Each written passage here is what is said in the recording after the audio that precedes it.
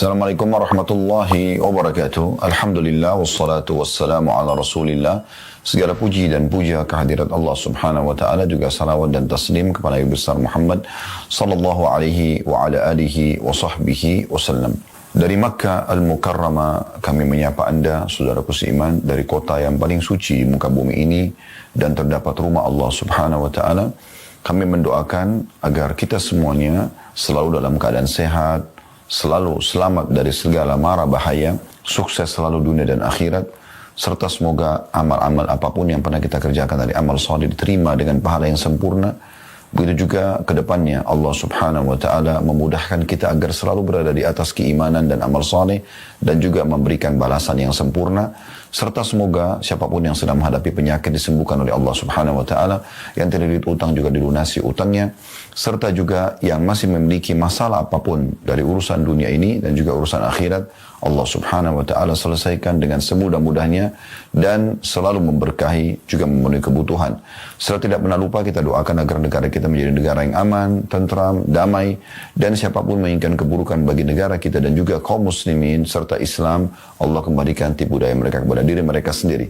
Semoga hidayah Allah, petunjuk selalu datang kepada para pemimpin-pemimpin kita agar mereka bisa menjalankan tugas dengan baik, dan semoga Allah membalas apapun yang telah mereka berikan yang terbaik menurut mereka kepada masyarakat, dan semoga Allah juga memudahkan kita semua sebagai masyarakat selalu saja untuk bergotong royong dan saling bantu-membantu untuk memajukan dan memakmurkan negara kita, dan semoga Allah melunasi utang-utang negara kita dengan semudah-mudahnya, dan semoga kita justru menjadi contoh bagi negara-negara yang lain. Allahumma amin.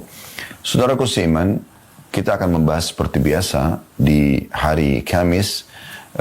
Kalau kami lagi di Indonesia, biasanya kita membahas pukul 12.30 atau 13.00 waktu Indonesia Barat. Beda buku kita, Kuni Zaujatan Najihah.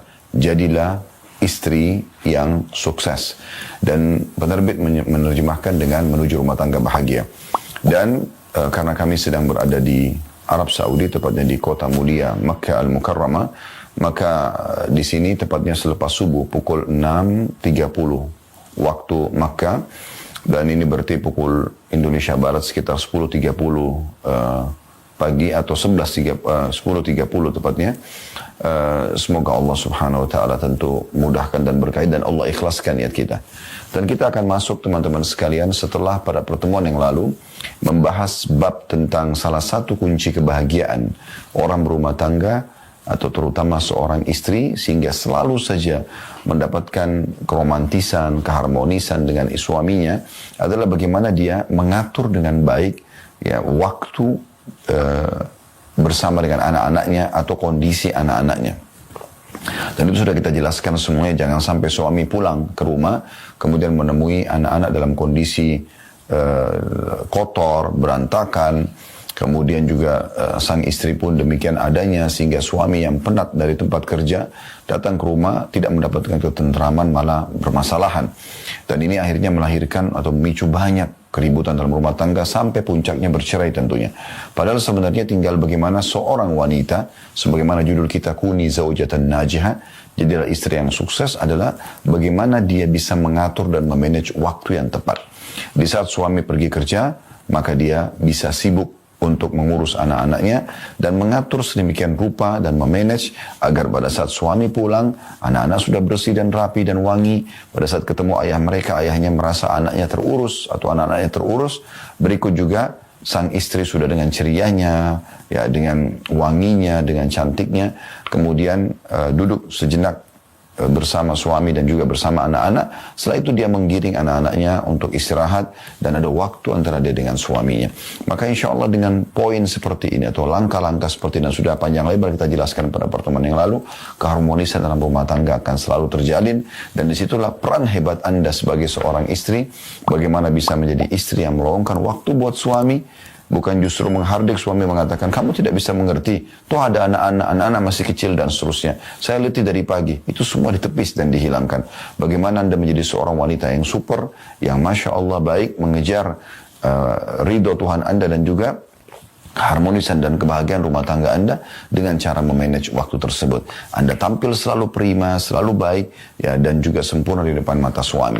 Itu tinggal mengatur dan memanage waktu saja, gitu kan. Dan ini poin yang sudah kita titik beratkan pada pertemuan yang lalu tentunya. Dan insya Allah kita akan melanjutkan pada kesempatan ini bagian daripada bahasan kita yang masih lanjutan. Setelah anak-anak adalah hubungan yang lurus dengan keluarga adalah satu langkah, bahkan beberapa langkah menuju kepada kebahagiaan.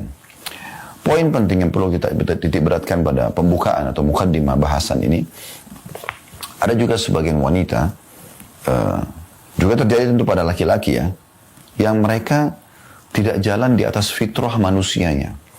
Manusia ini makhluk sosial. Kita nggak bisa hidup sendiri. Memang Allah subhanahu wa ta'ala menciptakan kita untuk saling gotong royong. Dalam Islam ada ukhuwah Islamiyah, ya. Ada hak kerabat, ada hak waris, ya. Ini semuanya ada hak tetangga. Menandakan kita, ya, ada hak pemimpin, hak masyarakat. Nah, ini menandakan ada kehidupan sosial dan kita tidak mungkin hidup sendiri. Nah, sebagian orang pada saat menjadi status istri, dia hanya ingin dia dengan suaminya. Maka dia tidak ingin sedikit pun ada campur tangan, sebenarnya bukan campur tangan ya, silaturahim keluarga suaminya kepada dia atau di rumahnya. Dia hanya ingin dia saja. Sehingga akhirnya dia melupakan dan ingin menghapus status kekerabatan, ya, kerabat daripada suaminya. Terutama orang tua suaminya merupakan mertua dia. Dan ini fatal sekali. Karena bagaimana caranya Anda menghapus status mertua Anda? Agar dia bukan menjadi ibu atau bukan menjadi ayah daripada suami Anda. Itu tidak mungkin. Begitu juga dengan saudara-saudara dan saudarinya yang merupakan ipar Anda. Tidak mungkin Anda hapus status mereka. Dari awal lahir Allah sudah takdirkan mereka adalah saudara dan saudari daripada suami Anda. Ya berarti menandakan ipar Anda. Dan itu tidak mungkin dihapus statusnya. Atau Anda menikah dengan duda misalnya. Duda punya anak. Tidak mungkin Anda hapus status anaknya itu. Dan demikian seterusnya dengan kerabat-kerabatnya yang ada. Juga sama terjadi ya. Pada sebagian laki-laki sama. Mereka pada saat menikah, dia hanya mau dia dengan istrinya. Dia tidak perlu tahu siapapun kerabat istrinya. Dan ini agak unik gitu. Sehingga dia tidak mau tahu tentang hubungan baik antara istrinya dengan orang tuanya. Dan tidak mungkin dihapus status orang tua istrinya yang merupakan mertua dia. Begitu juga dengan saudara dan saudarinya, gitu kan. Begitu juga dengan kalau dia janda, dia punya anak misalnya. Maka semua itu, begitu juga dengan kerabat-kerabat umumnya ya. Maka itu harus ada ya, bahasan khusus membahas masalah ini. Kalau ada mudarat, misal, memang ternyata di antara kerabat-kerabat ini, ada yang bisa mendatangkan mudarat besar. Misalnya, membuat terjadi pelanggaran agama. Ya. Atau melahirkan fitnah-fitnah yang besar dalam rumah tangga. Setelah kita berbaur dengan mereka, maka boleh kita menjaga jarak. Tetapi bukan berarti kita bisa menghapus status mereka. Nah ini poin penting sekali untuk digarisbawahi. Nah pada saat seseorang itu bisa merangkul seluruh kerabat pasangannya, berusaha terutama yang sangat dekat dengan pasangan kita yaitu orang tuanya, maka di saat itu akan menyempurnakan, keadaan itu akan menyempurnakan kebahagiaan kita dalam rumah tangga. Karena siapa yang tidak senang? Misalnya saya punya orang tua, lalu istri saya selalu menghormati kedua orang tua saya misalnya. Siapa yang tidak senang sebagai anak? Tentu hanya akan menambah cinta dan kasih sayang kepada ya, sang istri. Begitu juga sebaliknya. Si istri juga, ya, kalau misalnya orang tuanya dihormatin, ya, tentu dia akan merasa lebih bahagia. Ya, karena suaminya menghormati kedua orang tuanya. Nah ini poin penting sekali untuk digarisbawahi. Pernah ada kasus rumah tangga, seorang suami, keluhannya sampai kepada kami, dia kedatangan adiknya. Ya. Kebetulan itu tinggal di Jakarta, adiknya datang dari satu kota di Indonesia. Kemudian dia hanya mengatakan, Kak tolong saya, kalau kakak lagi keluar, saya ingin ikut. Ya, saya ingin ikut karena saya lagi tidak ada transportasi di Jakarta. Nah kebetulan si kakak, namanya kakak, dia mengatakan baiklah deh, insya Allah saya akan ya, menginformasikan jam berapa kami akan keluar. Karena kebetulan hari ini saya akan keluar sama istri dan anak. Maka si suami menyampaikan kepada istrinya sambil mengatakan, insya Allah sebentar akan ada adik saya ikut dia hanya ingin numpang sampai ke tempat kita belanja di mana, setelah itu dia akan jalan ya dengan anak-anaknya dan suaminya, hanya butuh transportasi ke sana, sekaligus juga silaturahim. Maka sang istri tiba-tiba cemberut, tidak merespon itu, dan suami tidak tahu, dia hanya mengatakan, udah ya saya tunggu di mobil. Begitu dia tunggu di mobil lama, nggak ada respon. Setelah dia turun, dia temukan istrinya sudah mengganti pakaiannya. Kemudian dia mengatakan, ada apa? Apa tidak jadi pergi? Dia bilang, pergi saja kamu sama adikmu. Jadi suami serba salah. Antara dia harus bisa menyambung silaturahim dan memberikan bantuan kepada adiknya yang tinggal di kota lain selain Jakarta, yang memang sebenarnya sangat dibutuhkan silaturahim itu, dan kapan lagi dia bisa memberikan bantuan kepada adiknya, toh juga hanya sesekali. Di sisi lain dilema karena si istri menolak untuk jalan dengan iparnya, padahal iparnya tidak pernah sama sekali punya masalah dengan sang istri ini. Nah, ini contoh kasus munculnya egoisme, menganggap tidak perlu ada orang lain bersama-sama di kendaraan misalnya. Nah, ini eksklusif, ini unik ini, ya. Dan orang yang seperti ini perlu konsultasi dengan para ahli, baik itu para ustadz atau ustadzah atau para psikolog, sehingga dia tahu masalah apa yang sedang dihadapi. Kenapa dia tidak suka dengan orang yang tidak punya masalah dengan dia, apalagi dia selalu mau eksklusif saja. Nah, ini agak unik, terlebih lagi kalau Anda sebagai seorang muslim atau muslimah, karena Islam selalu mengajarkan agar kita bersilaturahim, ya kan, menjalin hubungan baik dengan para kerabat, baik kerabat kita secara langsung ataupun kerabat pasangan kita. Dan ini bagian hal yang perlu digarisbawahi tentunya. Baik, saya akan bacakan apa yang ditulis oleh penulis di sini. Beliau mengatakan di halaman 174-nya, hubungan yang lurus dengan keluarga adalah satu langkah atau bahkan beberapa langkah menuju kepada kebahagiaan. Di antara yang patut disebutkan di sini bahwa keluarga memiliki peran yang sangat besar dalam kesuksesan pernikahan. Perannya dimulai dari beberapa tahapan sebelum pernikahan. Perannya dimulai sejak pembentukan pertama anak perempuan yang kelak menjadi istri dan anak laki-laki yang kelak berperan sebagai suami.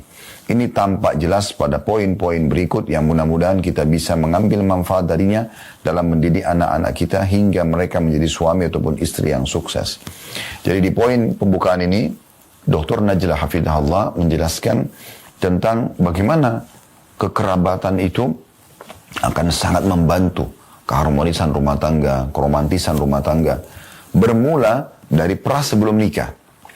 Nah, bagaimana keluarga di sini, orang tua, ya, ibu dan ayah, mungkin kakak yang lebih dewasa, yang sudah lebih dulu menikah, mereka itu memberikan pendidikan dan masukan positif kepada calon suami dan calon istri. Dari keluarga si suami, maka si laki-laki ini, dan dari keluarga istri, ya tentu kepada calon istri tersebut, ya. Bagaimana mereka nanti bisa pada saat menjalin hubungan rumah tangga, menjalankan hubungan rumah tangga, dia bisa menjadi seorang suami yang tahu benar bahwasanya istrinya tidak sendirian, ada kerabatnya, begitu juga si suami tidak sendirian, ada kerabat istrinya. Beliau mengatakan, perilaku manusia dalam tahapan usia mana saja tergantung pada masa kanak-kanak dan pembentukan pertamanya. Anak yang tumbuh dalam keluarga yang bahagia, di mana kedua orang tuanya berinteraksi dengan cinta, kasih, dan kesepahaman, kelak akan menjadi suami yang sukses. Ya.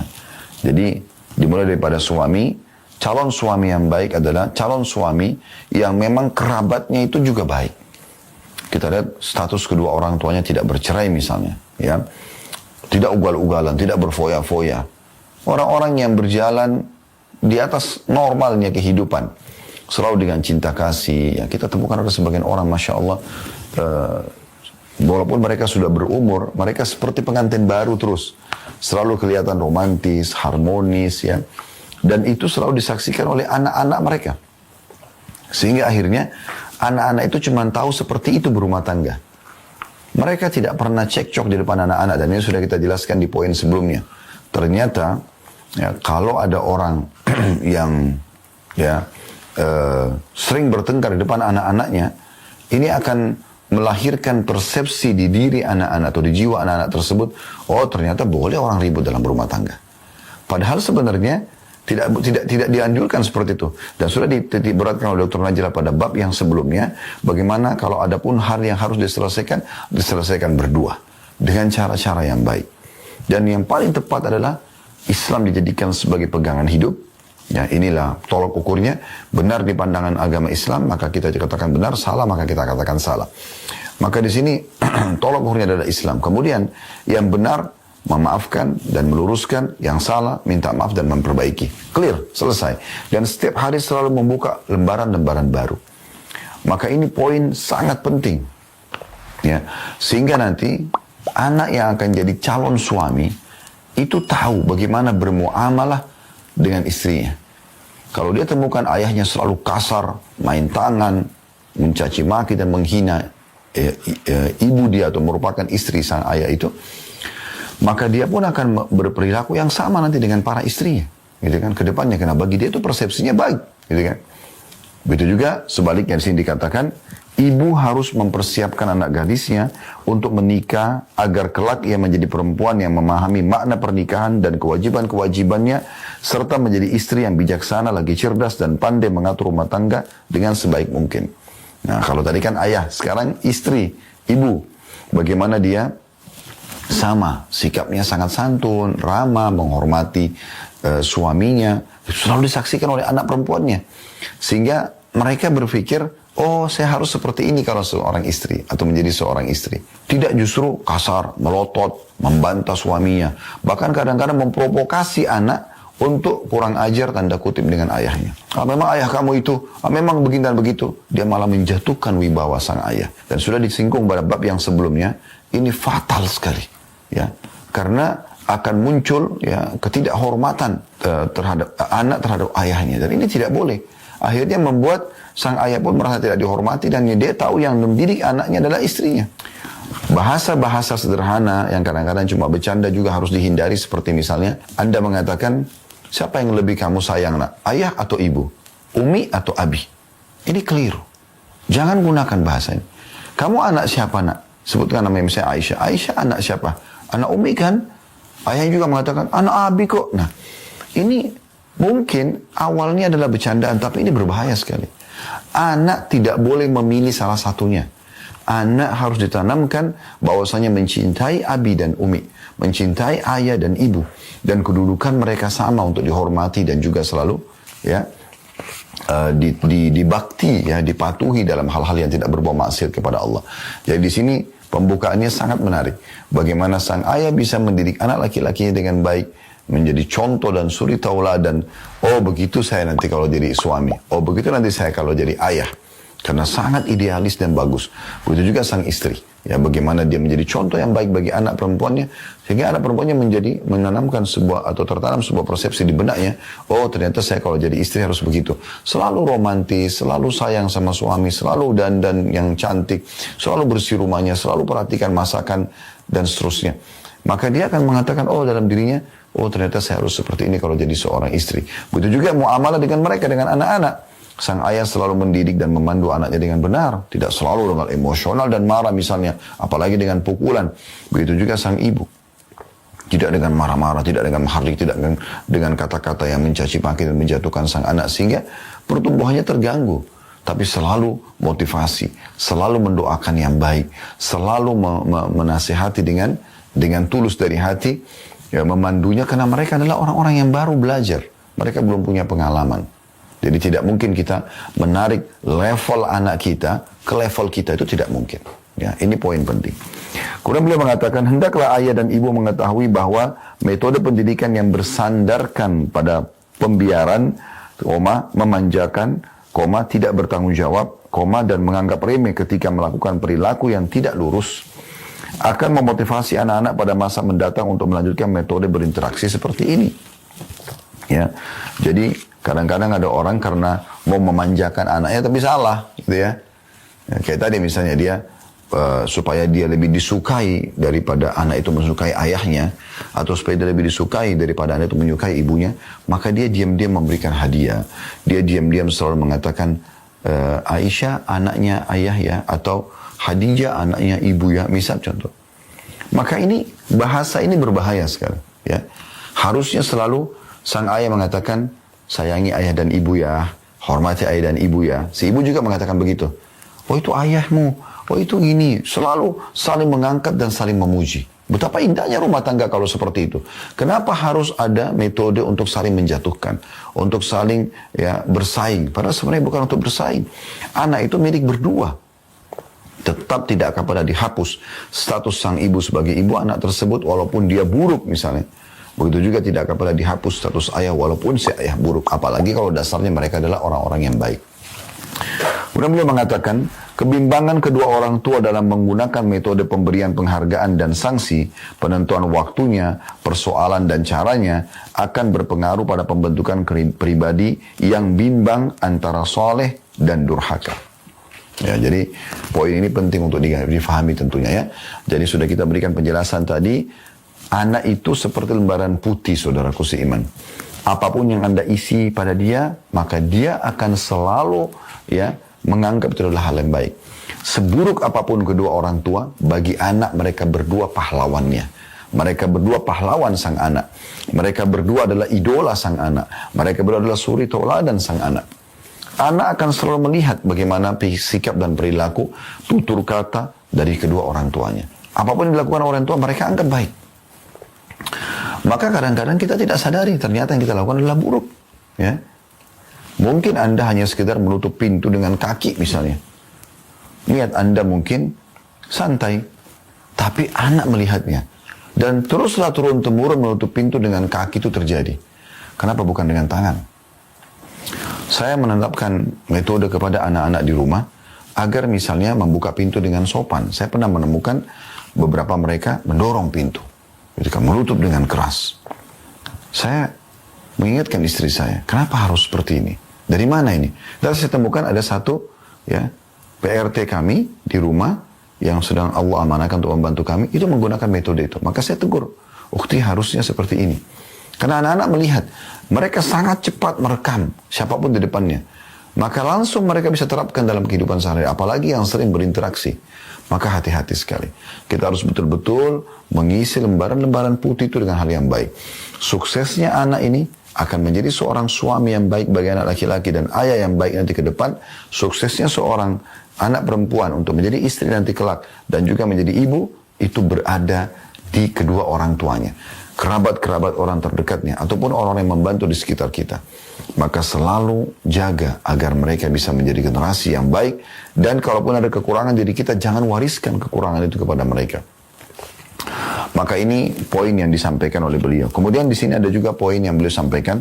Kedua orang tua menghalangi kebahagiaan rumah tangga, egoisme kedua orang tua dan ingin menguasai anak. Ini ada masalah lain tentunya ya. Jadi permasalahan yang kita hadapi dengan para kerabat. Kalau kita di posisi kerabat sekarang, ya, kita di posisi kerabat kita sedang berbicara tentang bagaimana mencetak dan mengkader anak laki-laki menjadi suami dan ayah yang baik, anak perempuan menjadi istri dan ibu yang baik. Nah, di sini ada poin juga yang sering terjadi dalam rumah tangga, bahkan mengganggu keromantisan dan harmonisan rumah tangga, campur tangan orang tua yang terlalu berlebihan. Mereka selalu juga menganggap setelah anaknya berumah tangga pun adalah anak saya, betul ya, tanda kutip sini anak saya. Tapi masalahnya mereka ikut campur sampai pada interaksi antara sang anak dengan suaminya atau dengan istrinya. Ini keliru. Ada hal-hal yang boleh kita ikut campur kalau diminta saran dan nasihatnya atau kita melihat ada kezaliman terjadi, ada hal-hal yang tidak boleh kita campur sama sekali. Di sini dikatakan, jika ayah dan ibu tidak membuang penyakit egoisme, rasa ingin menguasai dan kecintaan yang tidak sehat kepada anak, maka terkadang sulit bagi keduanya untuk menerima bahwa pernikahan anak mereka tidak berpengaruh terhadap hubungannya dengan mereka. Karena itu ayah dan ibu hendaklah memahami dengan baik bahwa di antara bukti kecintaan kecintaan mereka kepada anak-anak mereka ialah memberikan hak pertama dan kebebasan kepada anak untuk membangun keluarganya.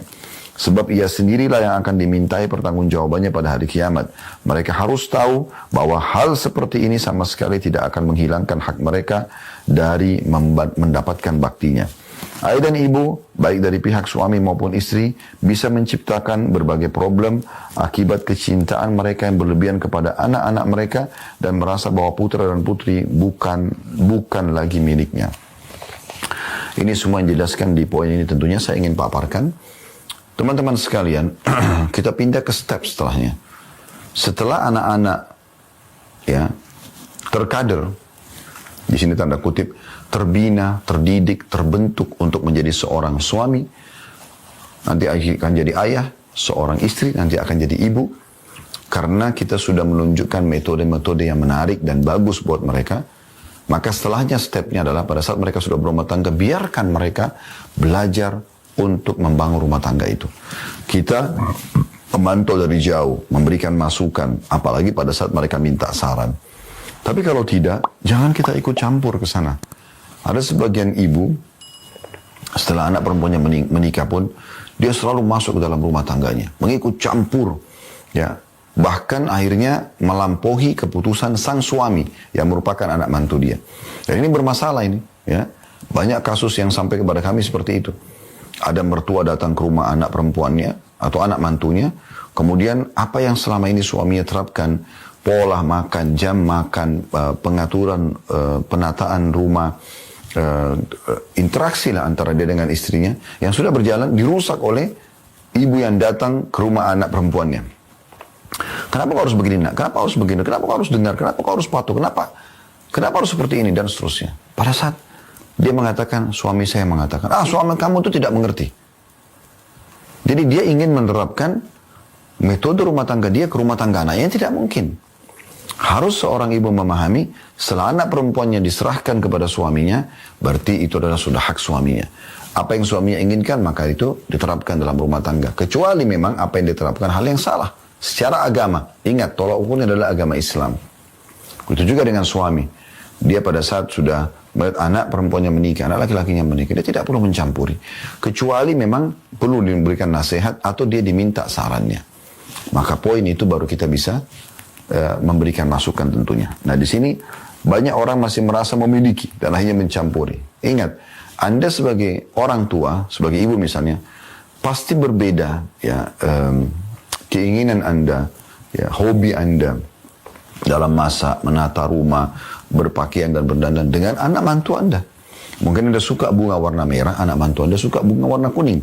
Mungkin Anda suka gorden berwarna coklat, mungkin anak mantu Anda suka dengan begini dan begitu. Misalnya warna biru atau biarkan mereka membangun rumah tangga mereka. Ya, kecuali memang dalam kondisi Anda serumah dan Anda bisa sejalan, seirama. Maka itu bagus. Dan memang dalam seirama ini harusnya mengikuti salah satu saran atau saling timbal balik satu sama yang lain memberikan faedah. Maka itu baru bisa berjalan. Ya.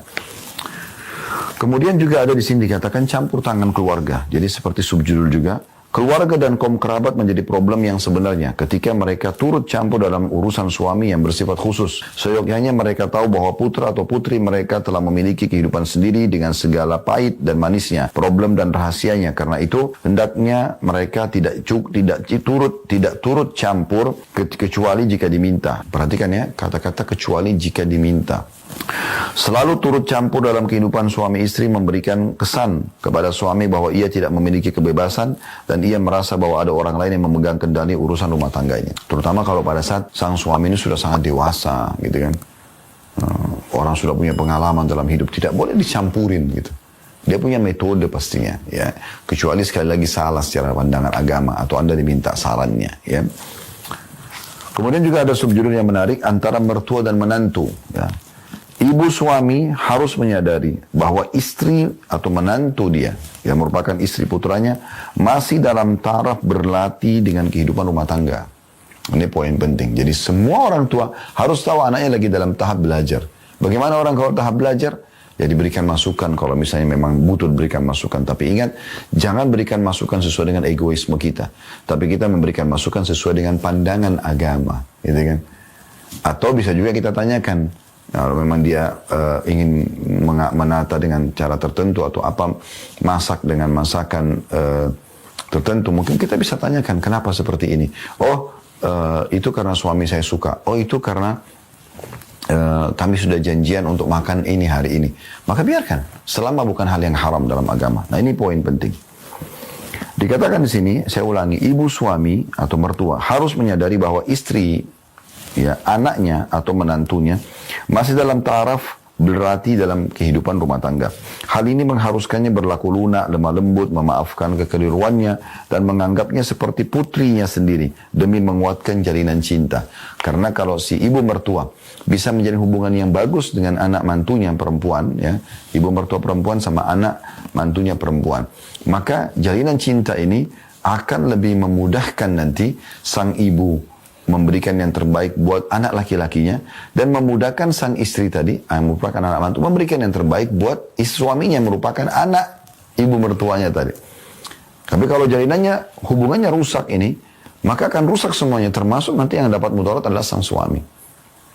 Nah begitu juga kalau kita balik ya, kalau ibu mertua yang merupakan ibunya ya, sang istri mencampuri rumah tangga anak perempuannya atau anak laki-lakinya. Nah ini sama. Ya. Atau ibu mertua, ya, ibunya sang anak laki-laki yang merupakan suami mencampuri anak mantunya yang perempuan. Ya. Atau sebaliknya, ibu mertua dari istri mencampuri anak mantu laki-lakinya.